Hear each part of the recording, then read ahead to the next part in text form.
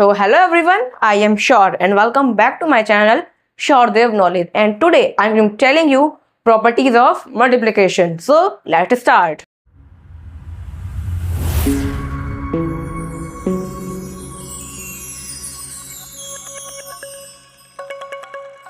तो मैं आपको पहले ही बता दूं कि जो हमारे मल्टीप्लिकेशन की प्रॉपर्टीज हैं वो काफी हद तक हमारी एडिशन की प्रॉपर्टीज से सिमिलर है. ओके, तो हमारी फर्स्ट प्रॉपर्टी है क्लोजर प्रॉपर्टी.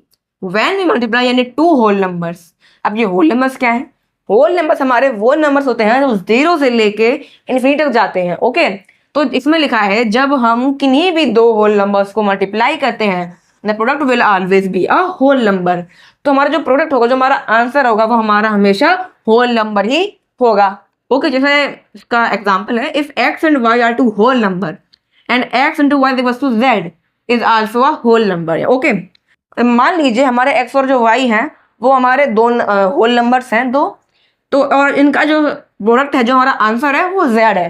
तो जो हमारा z होगा ये हमारा होल नंबर ही होगा.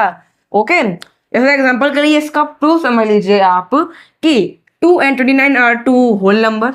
हम जानते हैं कि जो 2 और 29 है ये हमारे दो होल नंबर्स हैं. ओके, तो जब हम 29 में 2 का मल्टीप्लाई करेंगे तो हमारा आंसर 58 आएगा. Let me know. ओके, तो जो 58 है ये हमारा होल नंबर ही है. ओके, देन सेकंड हमारी प्रॉपर्टी है commutative property. Okay, when two whole number are multiplied product doesn't change even if the order in which number are multiplied is changed. यानी कि जब हम किन्हीं भी दो होल नंबर को मल्टीप्लाई करते हैं तो जो हमारा प्रोडक्ट होगा, जो हमारा आंसर होगा, वो चेंज नहीं होगा, चाहे हम जिस ऑर्डर में मल्टीप्लाई कर रहे हैं हमारे नंबर्स को, अगर वो चेंज हो जाए. ओके, जैसे if x and y are two whole number then x into y equals to y into x. Okay, मान लीजिए हमारे जो x और y हैं ये हमारे दो होल नंबर्स हैं. ओके, तो जब हम x या फिर तब हम x में y मल्टीप्लाई करें या फिर y में x मल्टीप्लाई करें, हमारा जो आंसर होगा वो सेम रहेगा. यानी इसमें लिख सकते हैं x into y equals to y into x.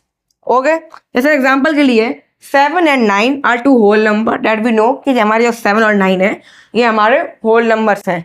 तो अब हम चाहे 7 में 9 मल्टीप्लाई करें या फिर 9 से मल्टीप्लाई करें, हमारा जो आंसर होगा वो 63 ही होगा. तो हम लिख सकते हैं 7 into 9 is equals to 9 into 7 equals to 63. Okay, हमारी थर्ड प्रॉपर्टी है associative property. When we multiply through a more whole number the number can be grouped in any way and the product remain same. यानी कि जब हम multiply करते हैं तीन या तीन से ज़्यादा होल नंबर्स को, यानी कि ये प्रॉपर्टी काफ़ी तक हमारी सिमिलर है कम्यूटेटिव प्रॉपर्टी से, बट डिफरेंस इतना है कि इसमें हम दो नंबर को मल्टीप्लाई कर रहे थे, इसमें हम तीन या तीन से ज़्यादा मल्टीप्लाई कर रहे हैं नंबर्स को. The number can be grouped in any way and the product remains same. यानी कि हमारे पास अगर तीन या तीन से ज़्यादा होल नंबर है तो हमारा जो नंबर का जो प्रोडक्ट होगा, जो आंसर होगा, वो चेंज नहीं होगा, चाहे हम जिस वे में या जिस ऑर्डर में उनको ग्रुपिंग कर रहे हैं अगर हम वो चेंज कर दें. जैसे कि if x y and z, यानी कि अगर x y और z हमारे होल नंबर्स हैं, इमेजिन कर लीजिए, देन x इंटू वाई, तब हम चाहे x में y को पहले मल्टीप्लाई कर दें बाद में z मल्टीप्लाई करें, या फिर y और z को पहले मल्टीप्लाई कर दें और x को बाद में मल्टीप्लाई करें, या फिर हम x और z को पहले मल्टीप्लाई कर दें और y को बाद में मल्टीप्लाई करें, हमारा जो आंसर रहेगा वो सेम रहेगा. ओके, इसका प्रूफ या फिर एग्जाम्पल बोल सकते हो आप, जो है कि 6 2 and 5 are three whole numbers. तो हम जानते हैं कि जो 6 2 और 5 है ये हमारे तीन होल नंबर्स हैं. देन तब 6 इंटू 2 ब्रैकेट में है into 5 is equal to 6 into 2 into 5, 2 into हमारा ब्रैकेट में है, is equal to 6 into 5 bracket में है इंटू 2 इज इक्वल टू 60. तो यहाँ पे देखिए 6 टू 12, 12 5 60. ओके, हमारा आंसर 60 है. ओके, देन 5 टू 10, 10 6 60, आंसर हमारा 60 है. 6 5 30, 30 टू 60, आंसर हमारा 60 है. यानी कि हम इन 6 to 5 को किसी भी ऑर्डर में किसी भी तरीके से ग्रुपिंग कर लें, जो हमारा आंसर होगा वो 60 ही होगा. ओके, हमारी फोर्थ है property multiplicative identity. When a whole number is multiplied by 1 the product is which number itself. यानी कि अगर हम किसी भी होल नंबर को मल्टीप्लाई करते हैं 1 से तो जो हमारा प्रोडक्ट होगा, जो हमारा आंसर होगा, वो हमारा होल नंबर खुद ही होगा. ओके इसीलिए 1 is called multiplicative identity of whole number, इसीलिए हम 1 को होल नंबर की मल्टीप्लिकेटिव आइडेंटिटी भी कहते हैं। जैसे if x is whole number then x is into 1 is equal to x, यानी कि मान लीजिए इमेजिन कर लीजिए जो हमारा x है वो हमारा होल नंबर है। ओके देन तब x जब हम x में मल्टीप्लाई करेंगे 1 का तो जो हमारा आंसर होगा वो हमारा x ही होगा।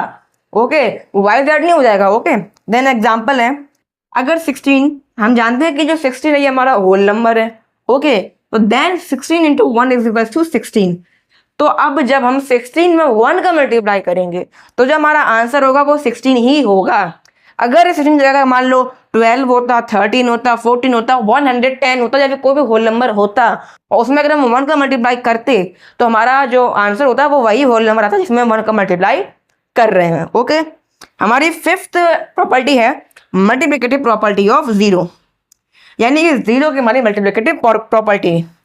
तो when a whole number is multiplied by the product will always zero, यानी कि जब हम किसी भी होल नंबर में जीरो का मल्टीप्लाई करेंगे तो जो हमारा आंसर होगा, जो प्रोडक्ट होगा वो हमारा हमेशा जीरो ही होगा।